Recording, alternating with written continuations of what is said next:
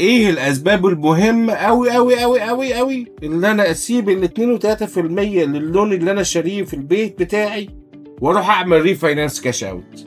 اول سبب، الناس بتدور على كاش اوت ريفاينانس علشان يتخانقوا من الديون اللي عليهم. في واحد عليه 20,000 دولار بيدفع له كل شهر 2000 دولار، زائد ان تلاقي البيت بتاعه اصلا ب 200,000 ولا ب 300,000 وبيدفع 2000 دولار، فبيتخنق، فيقول لك لازم اعمل ايه؟ ريفاينانس كاش اوت. طيب السبب التاني، ان هو راح قدم على سكن لون او هيلك وما نفعش عشان قال لك السكور بتاعه 680. احنا بناخد السكور بتاعنا من 580 واعلى. يعمل ريفاينانس كاش اوت وينقذ نفسه من المشكله ان هو يكون مزنوق قوي، يخليه محتاج قوي، ويخلي الموقف بتاع الفاينانشال بتاعته احسن.